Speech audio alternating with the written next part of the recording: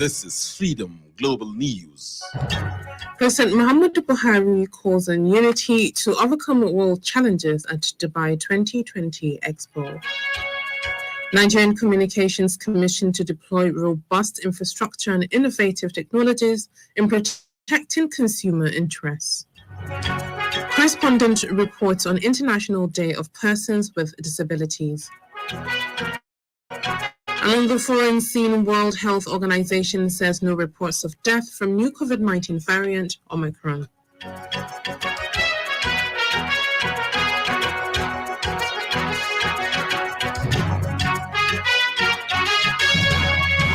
This is Freedom Global News. Possessing a permanent voter's card is a duty to all citizens. Please ensure you acquire yours. Good evening, you're listening to Freedom Global News on 99.5 FM. I am Hauwa, Adamu Kiyaw. Today is the 3rd of December 2021, which is equivalent to the 28th of Rabiul Thani 1443 after Hijri. And now the news in full. President Muhammadu Buhari has called on countries, businesses and individuals to work together to overcome challenges and make the world a better place. The president made the call today during Nigeria's National Day ceremony at the Expo 2020 Dubai. The president said during his speech that the theme of the ongoing Expo, Connecting Minds, Creating the Future, has placed a moral burden on all relevant shareholders across national boundaries. President Buhari described the theme of the event as apt, saying it has put forward the challenge to demand the desired future. He also called on business leaders to partner with Nigeria and explore the business opportunities on offer in the country. Nigerian Communications Commission (NCC) says it is committed to promoting and protecting consumers' interests through the deployment of robust infrastructure and innovative technologies. Deputy Director of the Consumer Affairs Services Department Bureau of the NCC, Mr. Efosa Idehen, was represented by Hajia Hafsat Lawan, stated this today at a one-day workshop organized by the Commission. Hajia Hafsat said the workshop on data protection aims to create awareness on financial fraud on telecom platforms due to the growing concern over the rising trend. And I am delighted to welcome you to this gathering of Shine Your Eyes, No Formal, holding in Kano State, the center of commerce of the nation. One of the critical mandates of the Nigerian Communications Commission is the protection and promotion of the interests of the country, which is domiciled in the Consumer Affairs Bureau of the Commission. As part of the strategy to actualize this mandate of protecting the consumer, the Commission collaborates with consumer advocacy groups and relevant stakeholders in creating awareness and promoting initiatives such as the one we're having here today. The objective. In a remark, the Director, New Media and Information Security, NCC, Dr. Haru Al-Hassan, sheds more light on tackling the menace of electronic fraud. The customers can protect themselves against a lot of numerous ways that fraudsters do to defraud them on internet. Some participants at the event aired their views on the workshop. Well, it is an outstanding to us, more especially as an entrepreneur, because we deal with more transactions here and there. So this sensitization is a good one, and we are happy to be here. I understand about how will you be your own security on your own self. You be your own security, how you can manage and handle yourself about all these insecurity and bandit issues. Correspondent Amina Halila Tidunwada reports that with the workshop tagged Shine Your Eye No For Mugu, NCC calls on consumers to protect their Nigeria Interbank Settlement System, NIBBS, and automated teller machine ATM from hackers that are targeting telecoms network service providers. The federal government had announced the removal of fuel subsidy set for June 2022, which will increase petrol pump price. The Minister of Finance, Budget and Planning, Zainab Ahmed, further noted that the subsidy will be replaced with 5,000 Naira transport monthly allowance in cash for 30 to 40 million Nigerians. Correspondent Fatima Yahya Isa takes a look at the ramifications of the subsidy removal and its effect on businesses and thousands of report.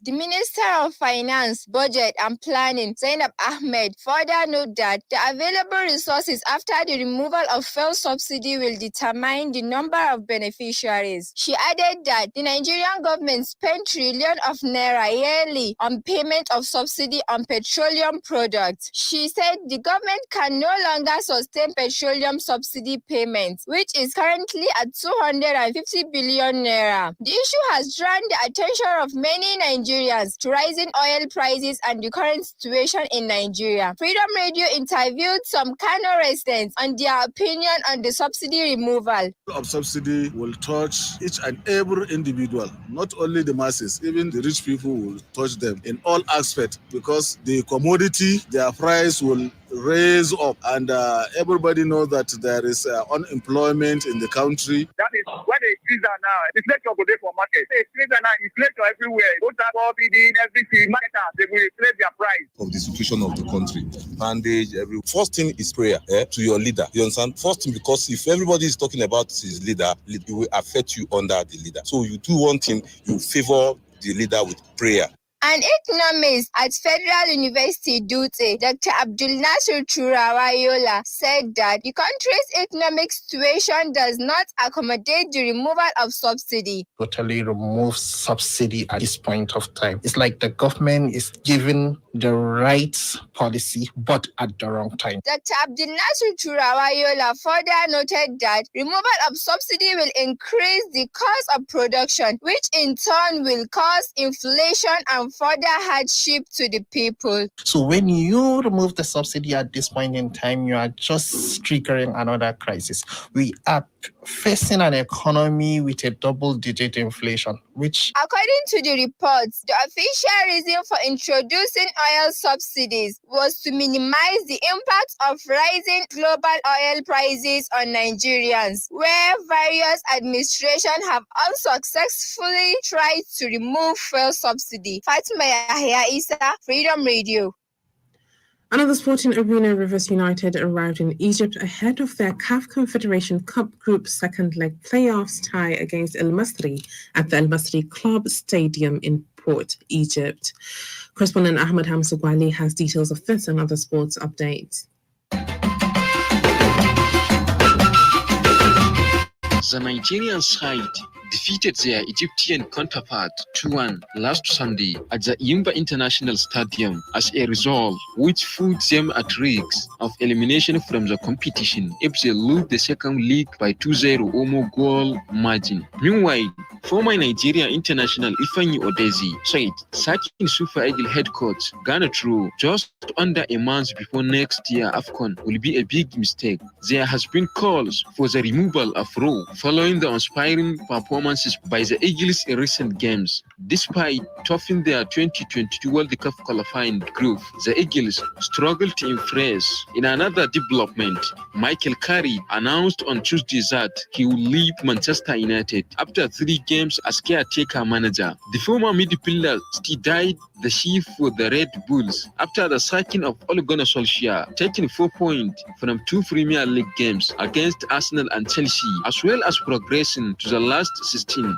of the UEFA Champions League. In another update, Cristiano Ronaldo took his tally of career goals to 801 as a 5-time Ballon d'Or winner, struck twice for Manchester United against Arsenal on Tuesday. Ronaldo's return has been pinpointed as one of the reasons for United decline this season, as they have struggled to find the right balance with the Portuguese up front. However, the 36-year-old has now scored 12 goals in 17 appearances since returning to the club, where he first made his name as a world star. And on tennis, the governing body of men's professional tennis has been criticized for not following its counterpart in the women's game by suspending tournament in China amid continued concern for Chinese player Feng Shu. The Women Tennis Association (WTA) said it was concerned about potential risks to players and staff if it went ahead with event in China.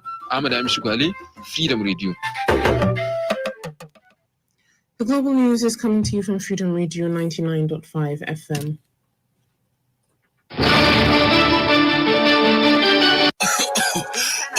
Musa, la me kake nema a cikin kitchen?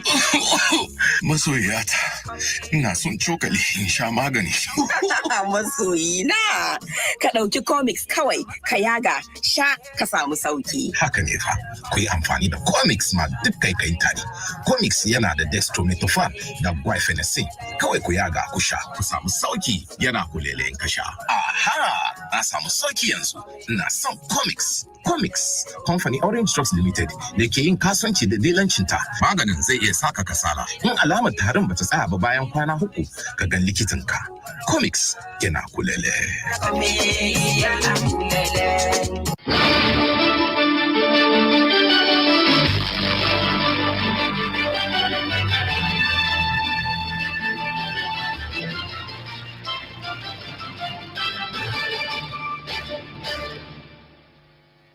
Welcome back. You're still listening to Freedom Global News on 99.5 FM.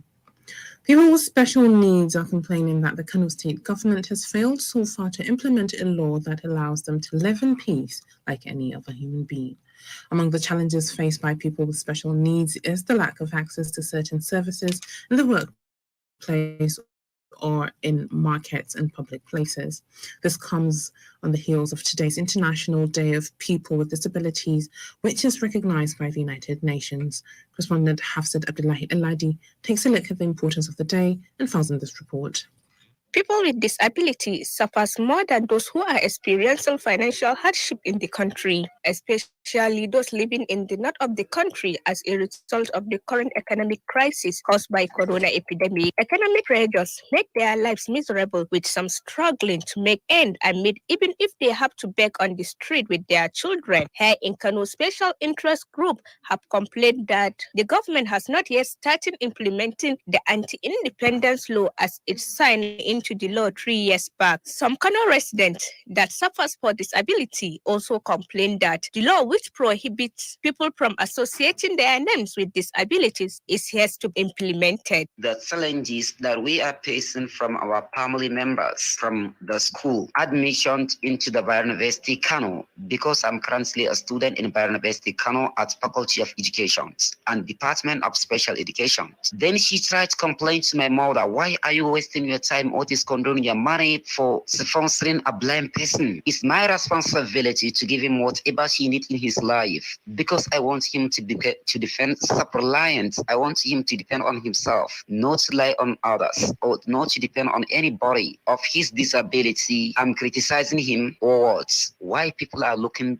blind person as an useless in the life. When asked, the special advisor to governor on special need affairs, Kasi Oshehu Garuko, said that the Kano state is doing its possible best to provide people with disabilities with the facilities they need. Barrister Haruna Saleh, who is a legal expert here in Kano, shed more light on the consequence of the delay of implementing the law that protects disabled people. The citizen of Nigeria, he has the rights that other people that are not disabled have, and therefore they can agitate for their rights and any other desire they wish to be notified in any law that they are pursuing, so they can pursue the codification of the law in the National Assembly or State House of Assembly.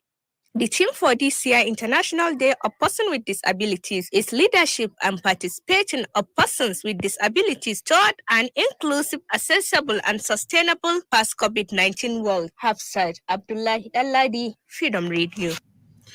The Second Bank Kano and First Commissioner of Education in Kano, Alhaji Mukhtar Adnan, is said the district head of Ambata, Mukhtar Adnan, died in the early hours today after a brief illness, according to family sources. He served for 63 years as district councillor and kingmaker.